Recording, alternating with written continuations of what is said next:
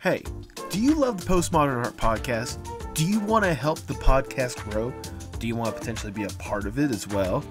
Then maybe you should consider contributing to the Postmodern Art Podcast Patreon! That's right, after months of debate, I finally decided, you know what? Let's make a Patreon. Because I want to be able for you guys to be as involved with this podcast as possible and help the podcast grow.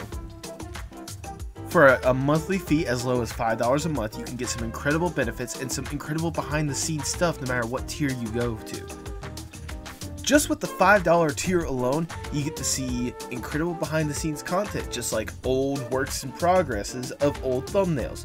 You get to see some content that I may have had to cut for one reason or another. You get a monthly audio shout-out at the end of the podcast. You get a video version of the podcast one day early. And at the end of the podcast, on the video version, when the music is playing us out, you get to see your name at the very end of the podcast. But that's just even for the $5 tier. For the $15 tier, that monthly audio shout-out, yeah, that becomes a weekly audio shout-out. Plus, you get a bonus monthly episode of the podcast. Plus, you might get an opportunity, if there's a guest you really want to ask a question to, you get to ask them one question while I make sure to shout you out on the podcast. That's right, you get to ask questions alongside me. And don't even get me started on the highest tier, the $40 tier. At $40, on top of all the other benefits that you get, you're basically sponsoring an episode. So before or during an episode, you get to tell me what to say. So no more boring things about, Patreons and, ooh, check out this podcast. You can just tell me what to say, because you are basically the sponsor of that episode. Plus, on top of that, with all these other tiers, you get increasingly better discounts at the merch shop. So if there's potentially a piece of merch that you wanted to get, maybe contributing to the Patreon would help with that. I've wanted to do this Patreon for a bit to help further grow this podcast, whether it's potentially getting somewhat of a salary to help pay for the thumbnails that I'm getting for the episodes, pay for commissions to help people out, or maybe even bringing on people to help make this podcast even better, like an editor or something along the lines of that. But as much as I would like to be able to do that, I can't do that without you guys. And that's why I'm hoping, if you're interested and you want to help this podcast grow, I would greatly appreciate it from the bottom of my heart if you went to patreon.com/PMAP and helped out with even just the bare minimum. Just that little bit of support helps this podcast grow exponentially. So come on, be a part of the Postmodern Art Podcast today and contribute to the Postmodern Art Podcast Patreon.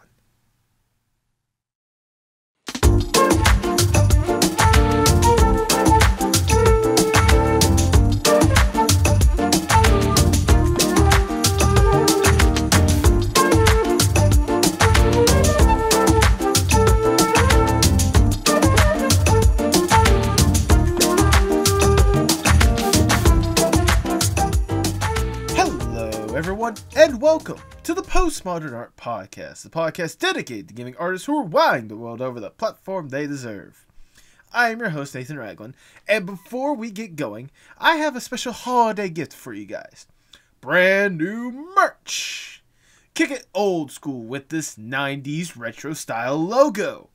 Feel the vibe of the throwback with this amazing design by former guest of the podcast, Roya Shahidi, similar to the shirt they gave me for the thumbnail for their episode.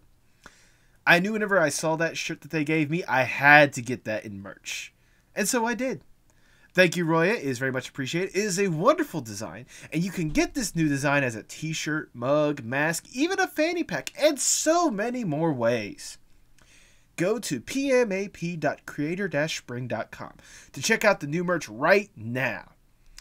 Now, with that out of the way, let's get this party started with this week's guest. Today we have Gia Ligammari, a storyboard artist that has worked on the likes of Inside Job, Jellystone, Thundercats Roar, and so many incredible stuff, as well as moonlighting as a prominent Vtuber as well. This was a fun and pleasant conversation to have, and I sincerely hope you guys enjoy as much as we did. Feel free to support Gia with all the links down in the description below. If you enjoyed the podcast, feel free to like, share, subscribe, or follow whatever audio streaming platform you prefer. Enjoy the podcast however you want. If you want to go even further with that support, maybe you should consider being a part of the Postmodern Art Podcast Patreon, to where you get video versions a day early, you get behind the scenes content, you get a chance to potentially ask guest questions, you get your name at the end of the video version as well, plus a cool audio shout out depending on which tier you get. Go to patreon.com/PMAP to be a part of the Patreon right now. Finally, if you want to go even further with that support, and I'll be surprised if you do, because you should already be loving this podcast as it is, you should be a part of the Apocalypse Podcast Network Discord server, where you can talk about this podcast and other outstanding ones in the network. In fact, let's hear about another outstanding podcast in the Apocalypse Podcast Network.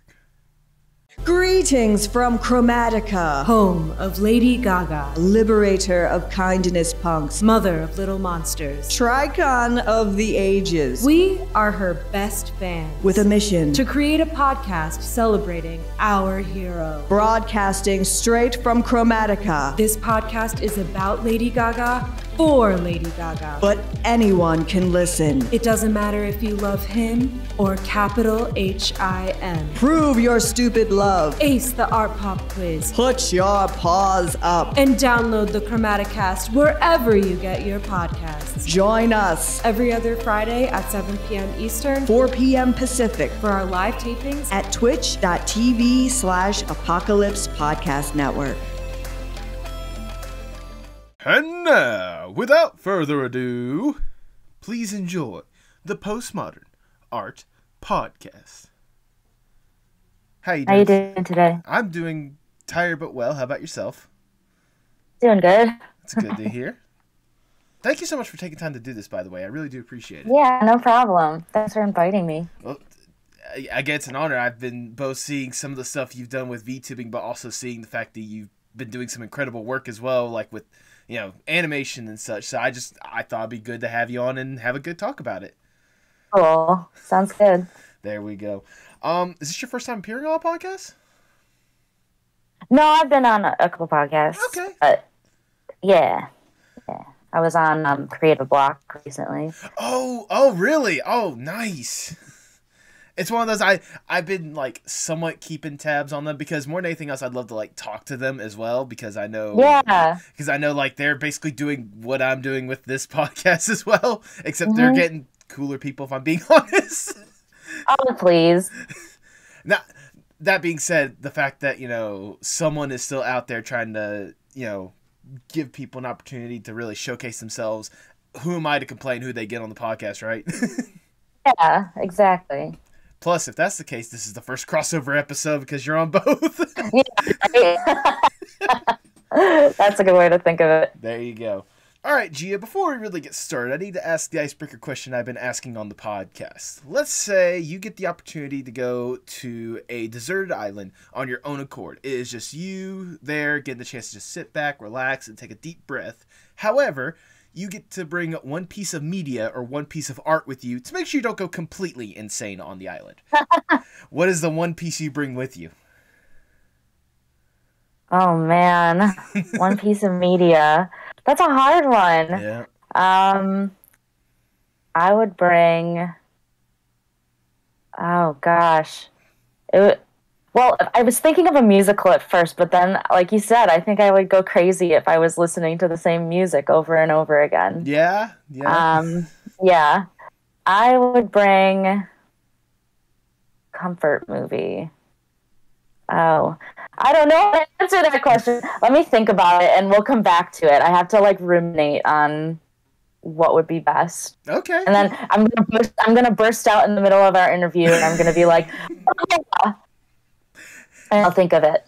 You know what? That would be a first, because I've just only been asking this for, I don't know, 10, 12 times at this point. So there we go. But I'm all for firsts here. I'm all for You're first. You're going to hear the outburst.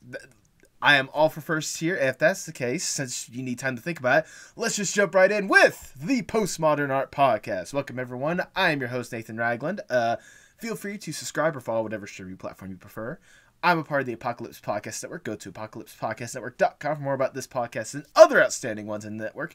And follow us on Twitter and Instagram at PostmodArtPod for future updates and guest announcements, including today's guest. She is a storyboard artist based in LA with experience on shows like Thundercats Roar, Jellystone, and Inside Job, while also being a prominent VTuber. Welcome to the podcast, Gia Ligammari. Hello, and I just thought I would probably bring American Horror Story because that's my very favorite junky, but kind of has substance, campy horror. I would bring all of the seasons, and I would never be bored. I'd be fine. I mean, so I told you I'd think of it. I was going to say, to be fair, that is actually a pretty good option, considering, in fact, the wealth of content alone that Ryan Murphy has done with that. Exactly. So there's a lot to definitely dissect there. But I'm glad you're able to think of that answer, as well as I'm thankful for you taking time out of your day to sit down and chat. It is an honor to have you here, this close to the holidays especially. So I really do appreciate it. But before we really develop too much into what you've been working on in the media alone, let's go back just a little bit. I want to know the origin stories of Gia. What got you interested in art and animation in the first place? Well, my dad was an artist, and my mom's a writer, and I kind of just fell into drawing from a very young age. And I think that probably was a good catalyst. But I, as far as cartoons go, I've been watching like Nickelodeon and Cartoon Network and everything, since I was a kid. So I'm very much of the generation that grew up on the new wave of cartoons that being made and wanted to make the same kind of content growing up. So definitely some VHS tapes of Pokemon and Invader Zim reruns that my mom made for me that I just thought was like TV that came on for me in the morning before school. Oh, that is the sweetest story I've ever heard. Wow. Would you say that like those two in particular were some of like the biggest inspiration or like the biggest thing that really like captured your attention more than anything else? I think, well, I can't say no.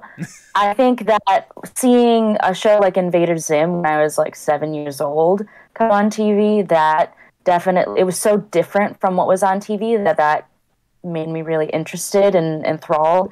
Some other shows that were pretty formative for me were like Card Captors. I loved magical girl stuff that had kind of like some stakes to it.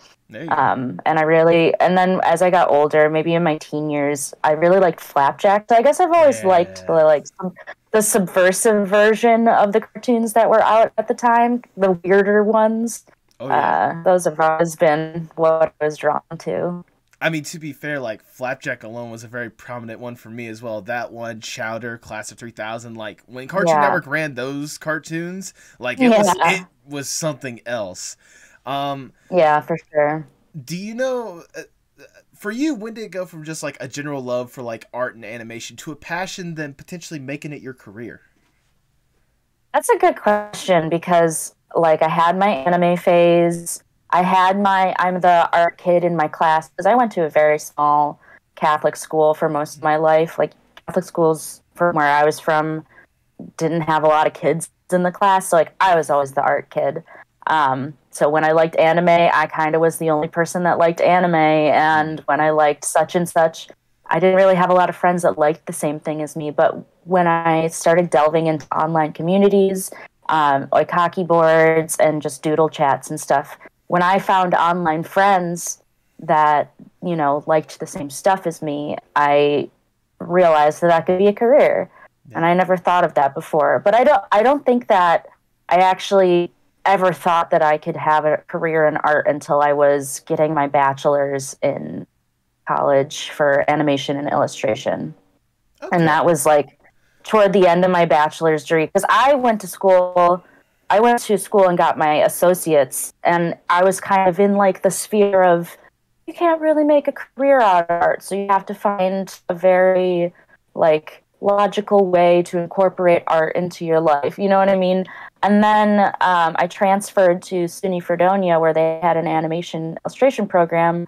And I think that's when I really started to think like, oh, I actually can do this as a career because I was researching internships and real opportunities for jobs and stuff at that point. So it took a while. Art's always been part of my life, but it wasn't until later in my college career that I wanted to make a career out of it, of cartoons. Yeah, that's actually pretty fair. I was gonna say I have somewhat of a a similar story myself, like where I grew up, and it's like small country town to where like most people are usually staying in the town and such as they get older. And it didn't take until I actually got to college and see that there were careers in making movies before I realized, I could do this. Yeah, for sure. I mean, I remember going back to saying, like, I was in a small Catholic high school, like, my guidance counselor, when I told her that I wanted to go to school for art, literally told me, like, no, you're going to go to school. If you're going to do that, go for communications, like go for graphic design. Yeah. And I don't even understand how in her mind that's any different than any other art career. So I had a lot of people telling me I couldn't make a career in art, and now, you know, a decade later, here I am. Yeah, no joke indeed. I mean, it's quite a decade as well, if I do say so myself, seeing some of the stuff that you've had a hand in. Now, obviously, like, you went down that animation path, and you definitely have succeeded so far. And I guess your most prominent position so far would be storyboard artist. What is exactly? Wow, words are wonderful. What is it about storyboard art? What is it about being a storyboard artist like drew you to that in particular? Like, what do you love about it that makes you want to make that your career? So, like a lot of people in school, I was very unsure, like, what path do I want to take? I want to do character design, I want to do this, etc. And I think because storyboarding is, I went to school for digital media at first when I went to a community college, so I have film experience. So storyboarding is filmmaking, storyboarding is acting, storyboarding is draftsmanship. And so it's kind of like all of my skills together in one. It just made sense to me to focus on storyboarding and do the things that I like to do all in one thing. And, you know, that was the impression that I had going into it when I was like, this is what I want to focus on. And storyboarding is its own beast besides all of those things that I just described. But it definitely, my sensibilities work best working in storyboards. Like, I draw fast. I don't like to, you know, take a lot of time doing the line art and getting really pretty and nitty and gritty. I just like to get my ideas out there and make people laugh. And so that's kind of why. I mean, that's fair enough. And it's not like you haven't had a hand in some of the other aspects, at least in my research, if I may say. In fact, one of your first big positions that I at least noticed is being an animation builder for Nico and the Sword of Light. I've never even heard of this position beforehand. What entails being an animation builder? So I wasn't. How do I even describe this? I had an internship at Titmouse right out of college, and then I helped rig, after my internship, I helped rig puppets for Nico for a couple episodes. So I would go into Flash and I would have all the like turnarounds and stuff, and I would put, I don't even remember what I did. Really. I just remember, like, you know, puppets, like, they all have to connect, and like there's the families of folders and stuff, and so I was the one like putting together those folders and making, like, I remember I had to do ants, some kind of ant character, so I was making like the joints connect, so when an animator went in and needed to use the puppet, it was all rigged up, and I would do mouth packs for that. That was my very first like job. I can't believe you found that. IMDb is very telling, but it can also be very wrong. It's not wrong. It's very right. That was like such a, I don't know. That was like one of the very first things I ever touched. So that's so funny. I mean, it's certainly interesting that you're describing it. Basically, like, you were setting the groundwork for like the animators to come in and like make the magic happen, which, I mean, it's still a very important job. So. Yeah, it was a very short-lived, like, just toe dip in the water of working in animation for me post-internship. Yeah. So that's really funny that you bring that up. I like to do my research very thorough when I want to make sure that I give the guests the... Again, I'm trying to give my guests the platform they deserve, and trust me, even if that's a small piece of the platform, it is a very strong foundation. And I know another strong piece that you had was probably your first storyboard job, which was for the Angry Birds movie 2. Yeah. How was that experience like? I loved working on that movie. Well, first of all, I got to work with like people I looked up to. So like I said before, I loved Flapjack, and so working with Thurup was really awesome. Yeah. He's one of my favorite people. I remember, so I worked at a Dairy Queen for a very long time while like going to school and everything. And my story for getting this job is, you know, I'm at Dairy Queen, I'm doing the drive-through, and I start an order, and I'm like, welcome to Dairy Queen, how can I help you? And then I look at my phone while I'm, like, typing in, and I get this message, and it's like, do you want to work on the Angry Birds movie? And I was like, hold on. Can someone take this order? And I was like, what do you mean? And so I got offered a storyboard revisionist position.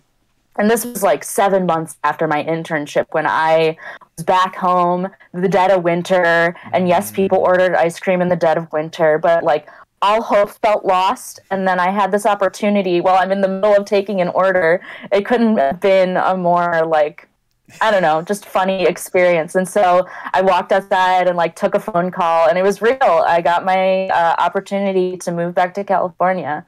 So that was a really enriching experience. I learned a lot. I grew so much on that. And we had a pretty small team, so I got pretty close to that team as well. It was a great experience. I mean, I would imagine it's a great experience. I mean, especially with that movie alone, like, I know the expressions on that one were some of the more defining features, so I imagine you being kind of like one of the people to set that up for people to make to reality. Like, and especially for you, like this, like you said, this was your first chance being like, you know, interacting with a real animation team on storyboard and such. So I imagine for you, like you said, it was an enriching experience. It must have been incredible to like finally get that first taste of, you know, making it big, I guess. Oh yeah. Yeah. And not only that, it was hard. Like for what it's worth, I thought I knew what storyboarding was, but I had never storyboarded before. So I was learning a lot on the job. And I remember one of my coworkers reassured me that like, you learn the most on the first 6 months of every job forever. Like every new job that you have, you're going to learn the most beyond school, beyond what you thought you knew at the last job. You're going to learn the most the first 6 months of every job that you take. So, and it was true. It was true. I mean, fair enough. And obviously, you know, you said for every new job, you know, it's that learning experience. I imagine, obviously, that learning certainly has to slow down with each new position or in each new show. Yeah. I know the next one, in my little bit of research that you had after Angry Birds, was Thundercats Roar. Yeah, that was another one. So that was really cool because it went from feature, where I was the youngest person on the team and I was the revisionist. And so I wasn't like necessarily boarding full scenes, to now I'm with my peers. And that's kind of what's different about feature to TV is like, I feel like feature has a lot of people embedded in the process that have just been there for years and years and years. So I think I was 24 years old when I started on Angry Birds, and everyone was in their 30s or older and had families and stuff. And then I go into like the playpen at Chuck E. Cheese, and I'm here in Thundercats with like my peers. So I was working, we had an all women's story room, which was really cool. Nice. And I had a really talented board partner, Roxanne Cole. She's gone on to be she's a director now, I think. Nice. So we had a couple of really fun episodes. Yeah. And I've stayed friends with all of those people. I actually, you're going to get to it, but the team that I work on now is like a ton of people that I worked on Thundercats with. So, you know, you meet people along the way, you're going to see them again. This industry's small. So, I mean, fair enough. And trust me, compared to some of the other shows you've had a hand in as well, like I can see how that connection is kind of there, you know, through and through. But I mean, nevertheless, like, especially for all these shows, like for you, is it incredible to know that, especially for a lot of these shows feature like very prominent figures that a lot of people like truly love and are beloved and such. Does it ever amaze you the fact that you're getting an opportunity to work with such characters? I'm humbled. I'm definitely humbled, especially when I work on things like Jellystone, where these are just characters that people, like my parents, they were characters that were around when they were kids. I remember, and we'll get to it, but when I started working on Jellystone, I told my therapist, and she's like, I was like, even my therapist is a fan.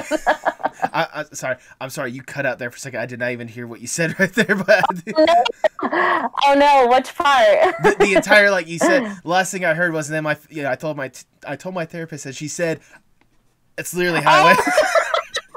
She was like, Augie Doggy and Doggy Daddy. I love them. I loved them when I was a kid. And I was like, wow, even my therapist is a fan. I mean, we can go ahead and jump to Jellystone. I mean, Jellystone, it certainly had a lot going for it, because in fact that, like I said before, it had a lot of characters that a lot of people loved, like, throughout history and such. And you can correct me if I'm wrong. I feel like, a lot of people could have predicted it's either going to do really amazing or people are going to absolutely not even give it a chance because of the characters involved. Yeah. I mean, that's kind of the way that it goes, but that show had our team, again, a lot of my peers. That was my quarantine show, actually. I was really bummed.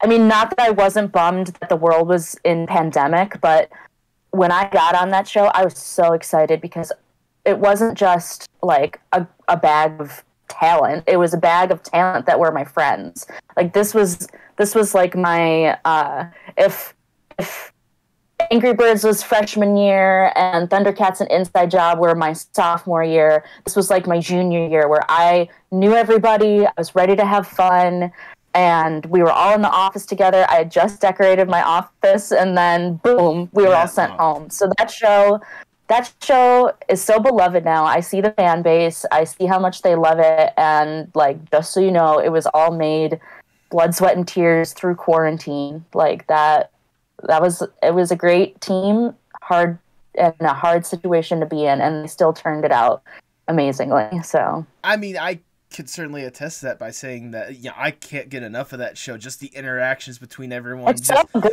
It's so amazing. Like, I was gonna say, the situations that arise, just, the humor of that show is one of the best ones out there, if I'm gonna be honest. Like, you guys... That's the team. Yeah. That's all, because it's board-driven. So, like, that's Ian Muchler, that's Katie Graziano, that's Charlie, like, Megan, everybody that was a board artist on that, they were writing that. Hannah Ayubi, like, she was a director. I could go on.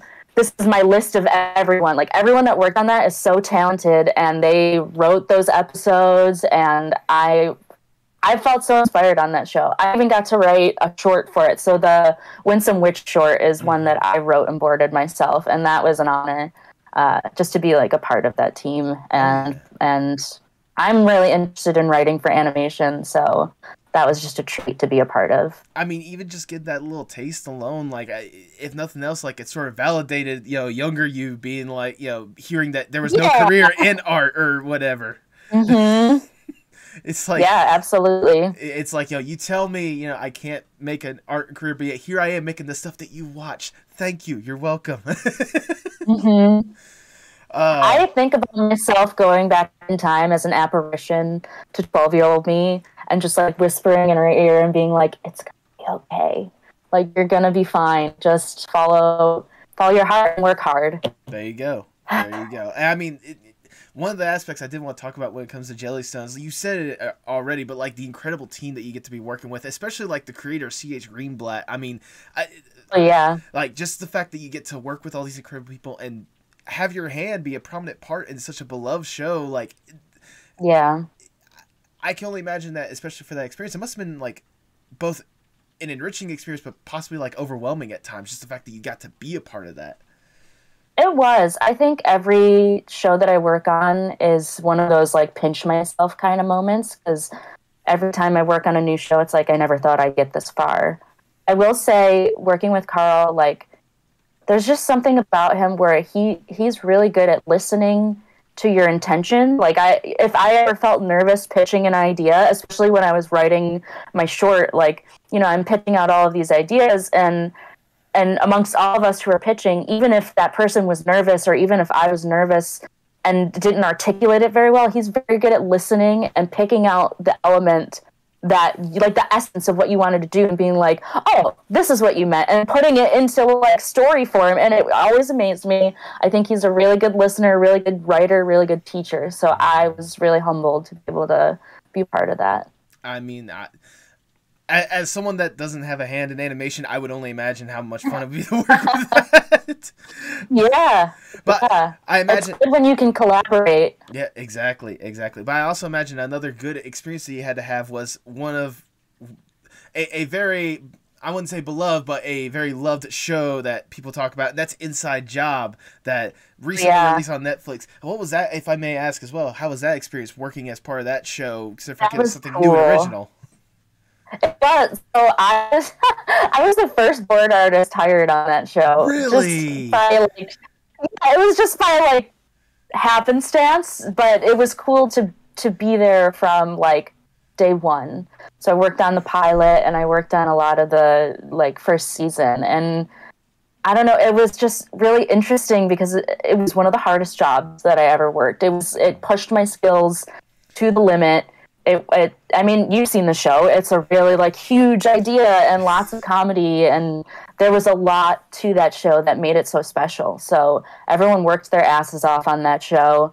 It was really cool. It was really like from the ground up. I'd never worked on a show from the ground up before, so it was pretty awesome to see, like, you know, from a script that went one way to like, oh, now we got all these great ideas for it, and you know, you had to kind of like work hard on the spot. So definitely one of the hardest shows that I worked on, but you've seen the show. It definitely paid off. I mean, it certainly did. Seeing, correct me if I'm wrong, for the creator's name, Shion's, seeing her creation basically come to life. It's such a unique and interesting concept, like especially all the characters that are involved with it. So cool. So yeah, she's like one of the coolest people I've ever met. She's got just this, I don't know, like her style of writing and the way that she stylizes like her intention with stories and stuff. I just think it's really fresh. I think she deserves all the praise. Like, I think Inside Job was such a cool idea, and she's someone to keep an eye on. Like, she's been writing for your favorite episodes of Gravity Falls. You know, she wrote for Disenchantment. She's just anything that you think is super fucking cool right now, Shion probably wrote on it. I don't know. That's a big claim to say, but I really admire her. I mean, to be fair, she is someone that I had loved to have had on this podcast as well, and I'm hoping for that day at some point. But nevertheless, like, seeing her basically survive and thrive with all this stuff, like, it's definitely worth it, and then some. But I mean, that was another show that was in quarantine too. Like, for the first 6 months when I was on it, we were in office, but then I moved on to Jellystone, and around, you know, the same time as I went home for quarantine from Jellystone, you know, everybody in animation went home, and animation thrived because we were able to work from home. But yeah, Inside Job was another show that had to survive through quarantine, and I was able to, you know, continue helping out on that show through quarantine too. So I mean, it was a really interesting time for animation. That's definitely saying, if nothing else, like, I hope, like, it's obviously, like, quarantine is never, like, the ideal situation, but I'm hoping with that time in quarantine, animation gets a lot more love and gets a lot more time to shine now that people had the opportunity to work on that compared to the live-action counterparts that happened in that period. Yeah. But yeah, I guess only time will tell, right? I mean, think of it this way. What were you doing for a year and a half? You were watching stuff, and you were probably watching animated stuff, and those people that worked on it were probably making it while you were watching it. You know what I mean? Like, yeah. It's a whole process. But nevertheless, like, you know, I know that's probably the, you know, like, all these shows that I talked about or whatnot so far, like, you know, obviously with and Angry Birds as well, like, this entire journey, like, taking a step back, has it amazed you, or how do you feel like thinking back on this art journey you've had so far, considering how insane and up and down, left and right it's been? Yeah, I still, every job when it's starting to come to an end, I'm like, well, I'll never be hired again. Like, it was just a fluke this whole time. Definitely a lot of imposter syndrome, but in an effort to be kinder to myself and honor the achievements that I've made, like, I'm really proud of myself. I'm really proud for being where I am. I'm really happy that I've been able to work on a lot of shows that share my sensibilities and that I feel so comfortable in. And just growing and learning from them too. Like I say, this or that show was a hard show to work on, but it helped me grow and be even better for the next show that I work on. So now that I've gotten a couple under my belt, I'm really proud of myself. It like the first couple jobs, I'm like, oh, it was just a mistake. They just needed to fill the spot, but that's not true. No, like I'm here because I deserve to be here and I work really hard. So I was gonna say animation. I'm proud of myself. Animation is definitely not Dairy Queen, if I do say so myself. Exactly. With all do you have a personal like favorite moment, or just like what you would consider like the best moment so far on this art journey that you can think of?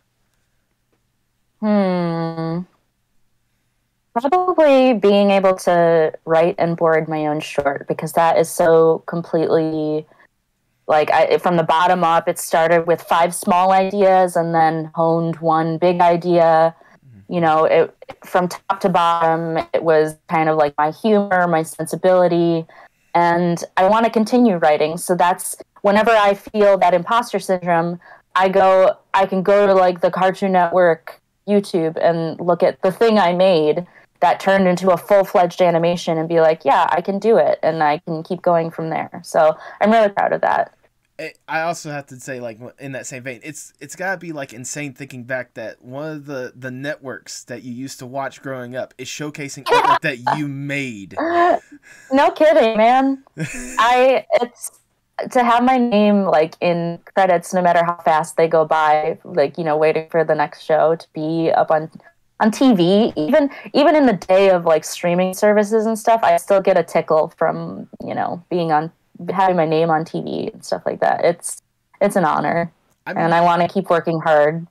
I mean, it should still be an honor nevertheless, the fact that you get to work on incredible stuff. And obviously, like you said, you still want to work hard on this stuff. And you're certainly not slowing down anytime soon, considering the fact that you are also you are a board artist for the recently announced Tiny Toons Luniversity. Yeah. Now, I know there's probably isn't a whole lot that you can tell. NDAs, I don't want either of us to get in trouble just for talking. But I want to at least know, like, the experience aspect. How incredible is it for you to, once again, be working on such a beloved IP and being able to work with, I imagine, an incredible crew to bring this vision to life? Yeah. How has it been so far? It's awesome. I think this is my favorite job that I've had so far. And it's interesting because Tiny Toons was actually a show I watched a lot as I was a kid. I watched WB, and I'm pretty sure that's where they played it.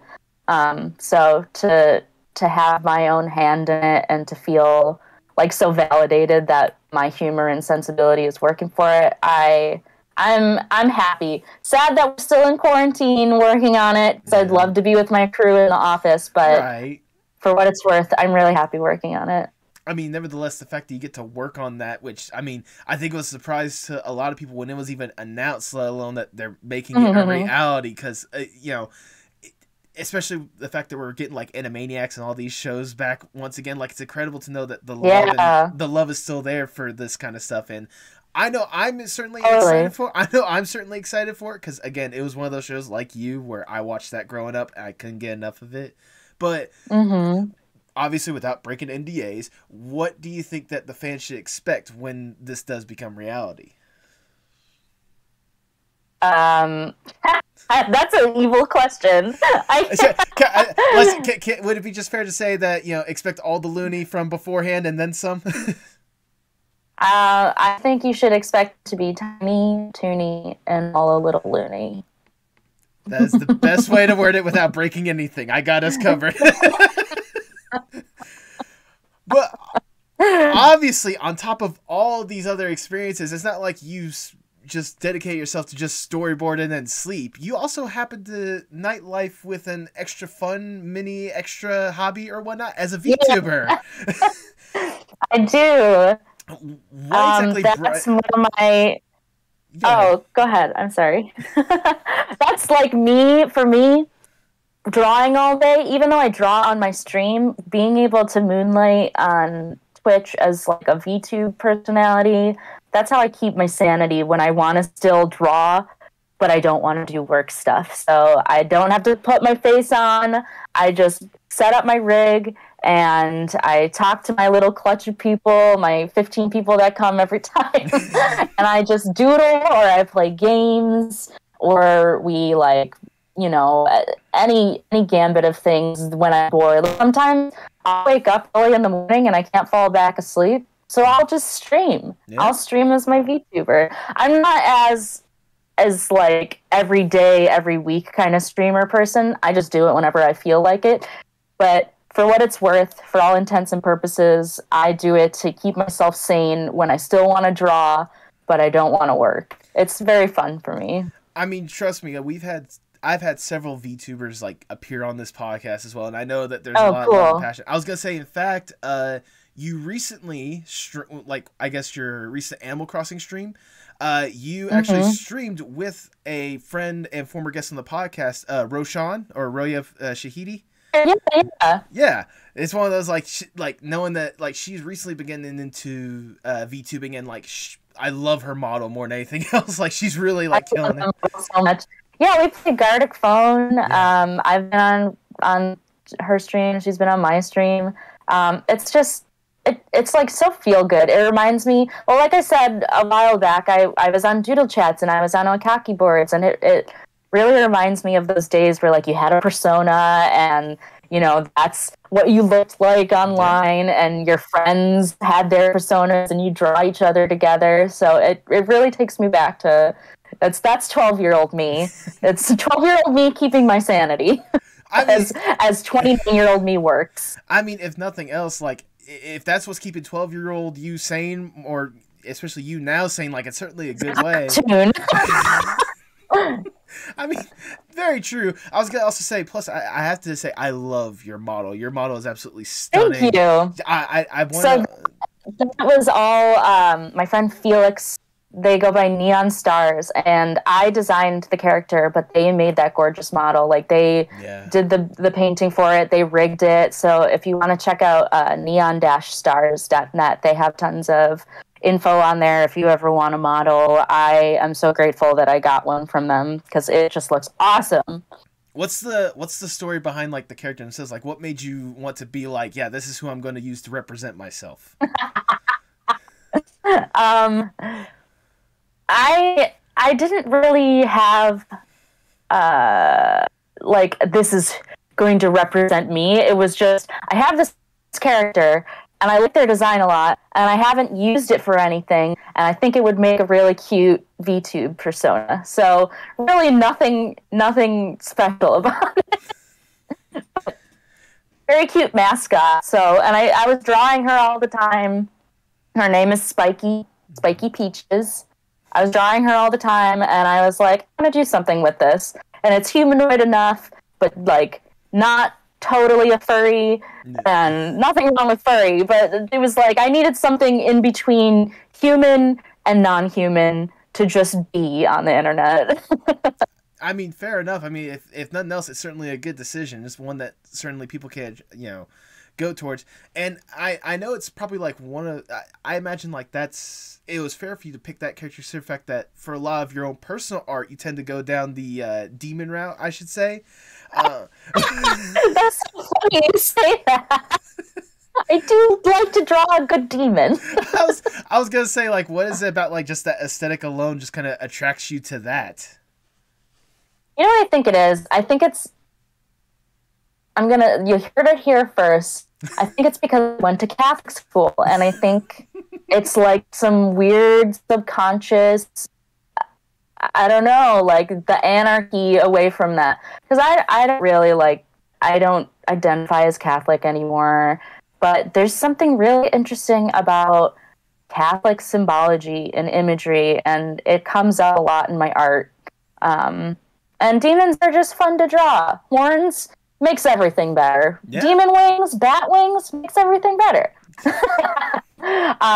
But I do, I remember looking at Hieronymus Bosch paintings and being like, this is amazing. Yeah. But also spooky and a little strange. And I like to think that my stuff is cute and spooky and strange. So, Yeah, I think that's where it comes from. I was gonna say, judge on your background alone, I think that's still something that inspires you to this day.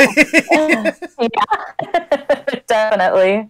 Absolutely. Now I know you like taking your own personal characters as well, and there's a comic that I noticed on your website at the very least of like a house party or something like that. You want to elaborate, people that don't know? Yeah, so Rojo's House Party is a comic that I have been updating semi-regularly. But it's about this princess who wants to find a boyfriend, and so she starts a house party where she can pick the most amazing, hottie, eligible bachelor, but I plan for it to go horribly wrong, for there to be shenanigans, and for people to be in a competition where they didn't know what they're getting themselves into, and it just turns into shenaniganery. That's just, for me, that's like I need to do something that isn't work and that is solely like my characters, fun for me, junk food. And I was like, what better? When I came up with the idea, I was watching The Great, and I was watching a lot of RuPaul's Drag Race. So I was like, I like this regal, royal, like, court, and I like competition shows with lots of like camp and color and fun. And so I kind of put them together. And made that.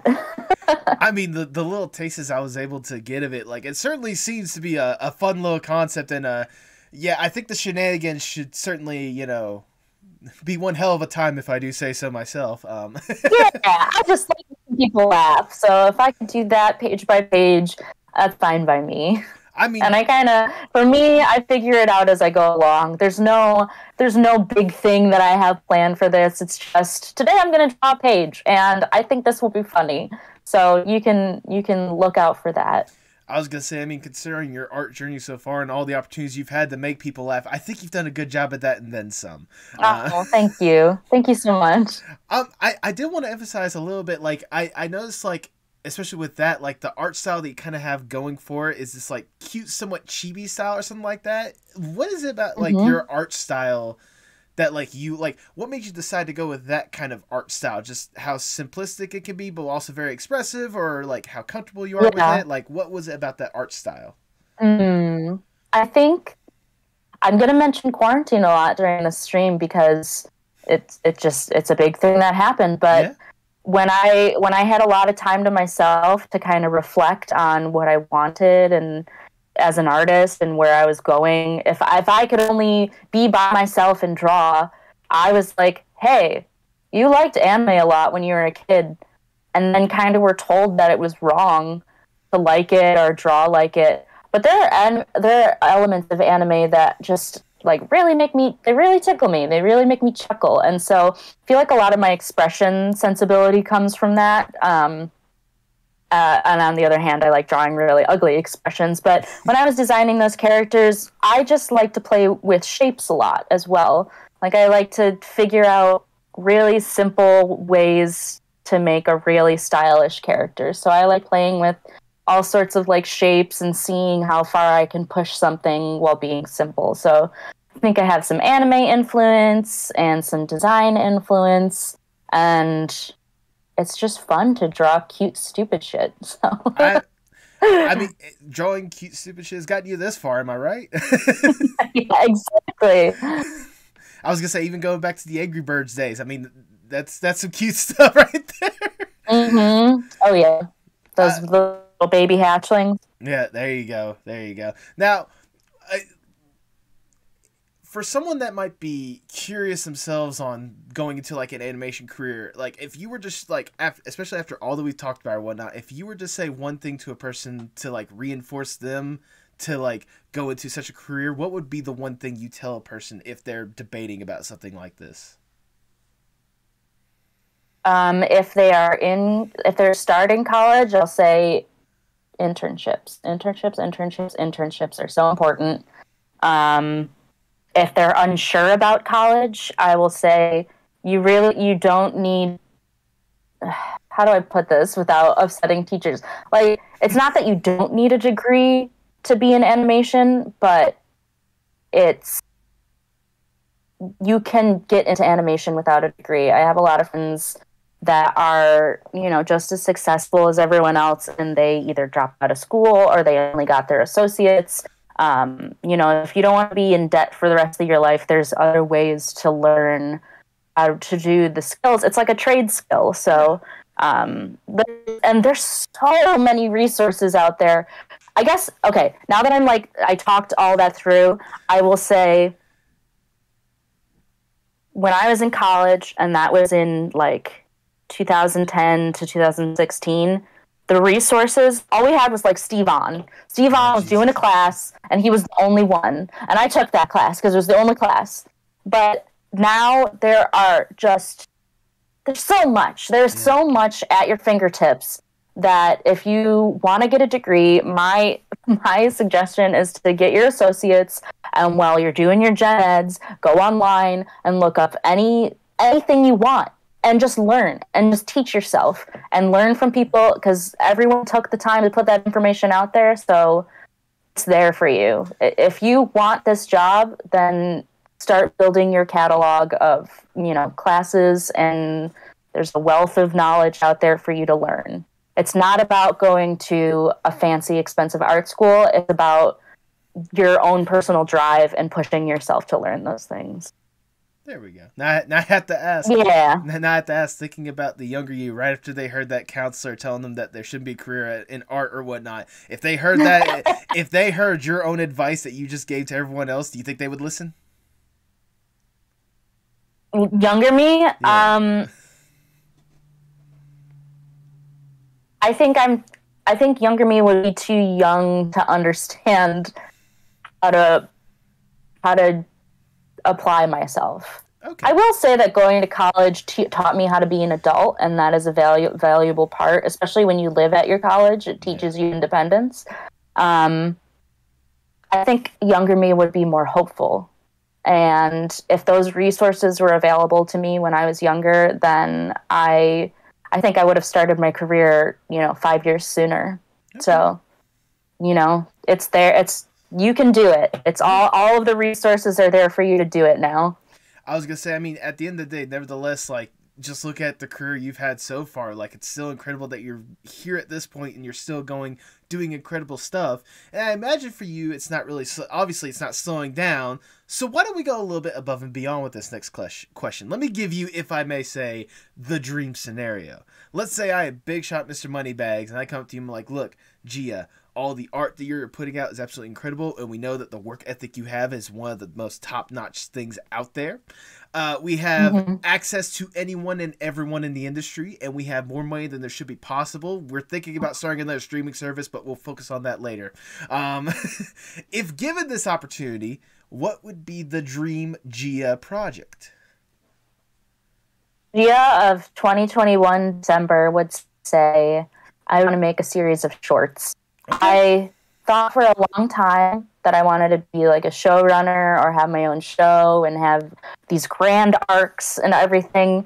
But as I've settled into my career and seen everything that it takes to make A, B, and C, I really just want to make a couple of moments in time, a couple of ideas, and I want to, make them really well, make a really well animated, funny, well voice acted, stylish short. I want to make a couple of them and just have that exist in time and space for eternity. That would make me so happy to just have a short, 2 shorts, something like that. Something very concise and special and a moment in time.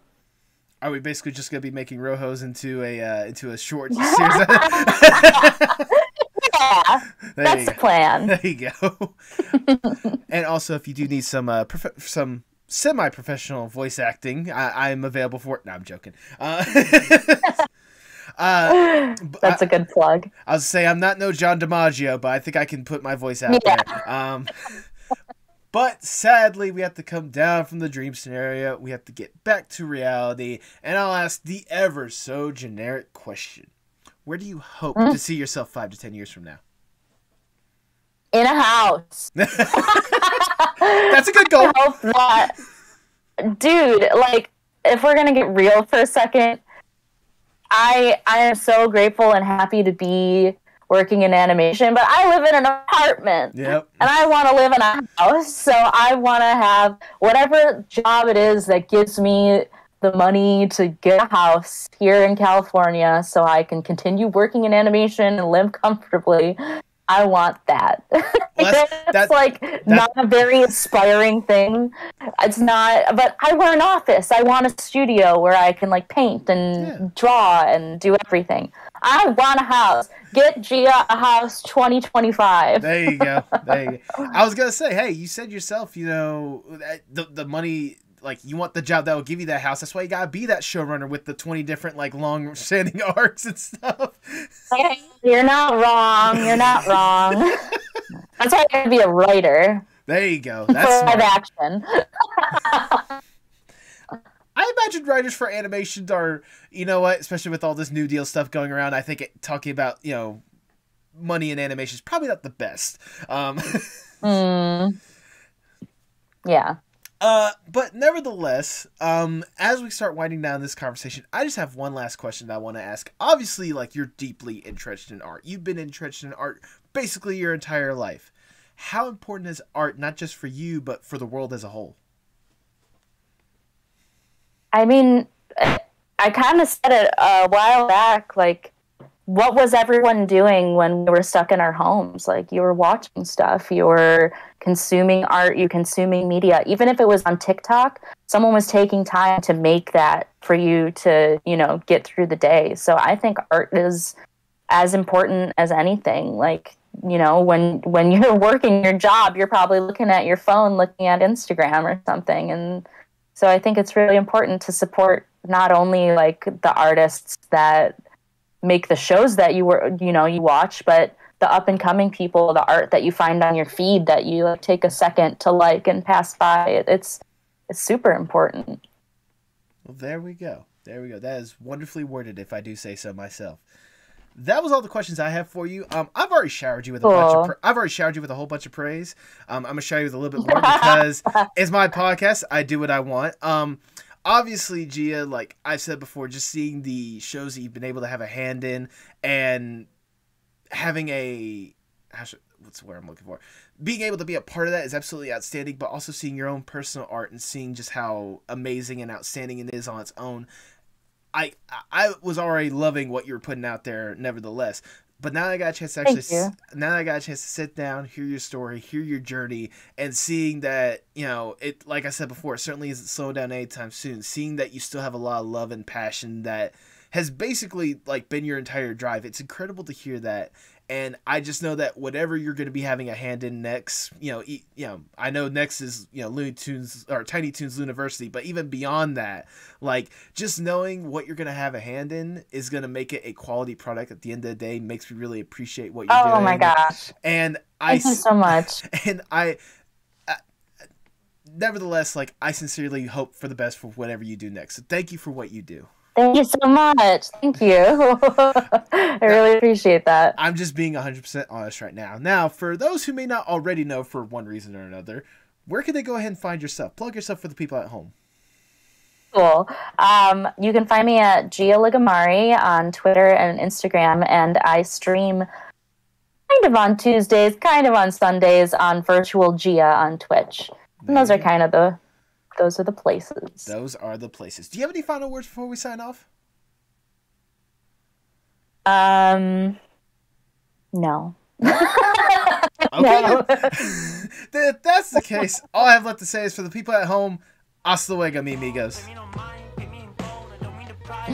Tell me what's wrong, tell me it's parts in motion. Sing me a song, tell me your eyes can all open.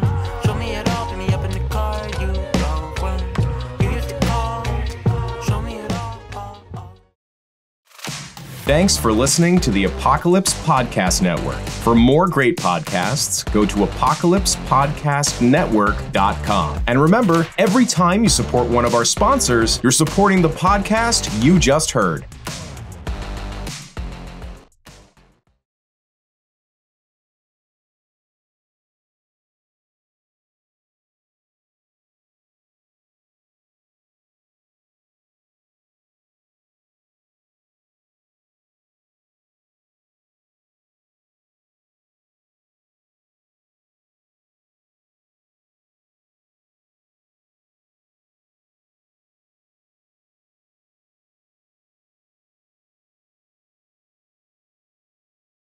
Thank you for sticking around to the end of the podcast. If this is your first time listening to the podcast, welcome. I hope you enjoyed.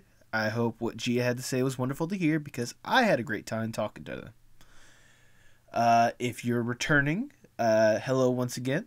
I sincerely hope you enjoyed. And I hope that, nevertheless, for everyone, I hope you guys are having a very happy holidays. Christmas is literally right around the corner.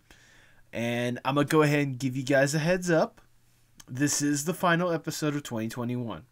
With how busy the upcoming week or so is going to be, I'm just going to forego one before 2022. Or before 2022, I should say. Or did I say that? Either way. Yeah, this is the end of 2021 for us, ladies and gentlemen. And by God, it has been a hell of a year. That's probably putting it nicely. It's been a wild one. It really has been. For better or for worse, with all the changes that have happened within the past year alone, God, I couldn't even believe it.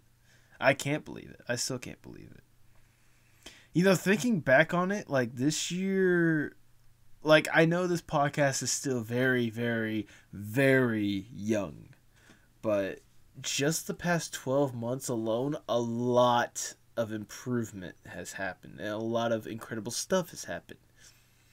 This was the year I was a part of Apocalypse Podcast Network. I was a part of a podcast network, and I am forever grateful for everyone in that group that has made me feel like a part of it. It's incredible to know that. This was the year that Tipsy got on board and truly elevated this podcast to a completely different level. And I will forever thank her a million times over for that. This was the year that I had my first video to hit 1,000 views. Compared to some, videos or compared to some stuff out there, that is like baby numbers. But for me, it's a major deal. I had 2 videos actually hit that. Thank you, Will Wood, and thank you, Warrior Cats Animated, for making that a reality. You guys were incredible guests, and I'm glad to know there's a good, strong, loving fan base behind you guys. And I hope that if you're here because of those guests, I hope I've been able to keep up the level of quality that the first go-round was. Hell, this was the year I upgraded my microphone. I opened up the merch shop, put out some incredible stuff, made some incredible friends, had some incredible moments, shared some really quality stuff with you guys. And I thank you. I thank each and every single one of you for sticking around with me through all of this. This podcast is not perfect, but I sincerely hope that what I am offering to you guys is a good experience, and I hope you guys are more than willing to stick with me with whatever happens next. You know, whenever I started this podcast, I wasn't sure exactly how it was going to go. Now, granted, I didn't expect it to, blow up and be the instant sensation. I didn't expect it to be like, TikTok and all that stuff. But I'm happy with how it's developed so far. I'm happy with how 2021 has really brought this into the direction I wanted to. I'm glad that 2021 really gave me an opportunity to talk to people that I've wanted to talk to for ages. It's made me feel like I am as much of a part of this art community as I can be. And I sincerely hope that we can be able to keep this up. I really do. I don't know what I'd do without you guys, seriously. Things have been a little bit rough just in general. But you guys seriously help me kind of stay afloat. Whether it be you, the fans, that give feedback. Because trust me, it gives me like the instant dopamine rush to see you guys like comment on something or say something on Twitter or, all that kind of stuff. Like it really just like helps me out. Whether it be that or whether it be guests that have since become my friends and such. It is awesome to know that our conversation wasn't just, talk and go. So, as weird and as warped and as miserable as 2021 was, I cannot thank you guys enough for allowing me to enjoy a good quality year of content. And I hope to keep up that content and then some. I know the first episode for 2022 is gonna be a very special one, because I'm hoping that the guests that I brought on to help them out in a major way with this upcoming episode. But for now, I shall leave you guys with nothing more than this. Thank you. Thank you for being here. Thank you for sticking around. I really do appreciate you from the bottom of my heart. Thank you.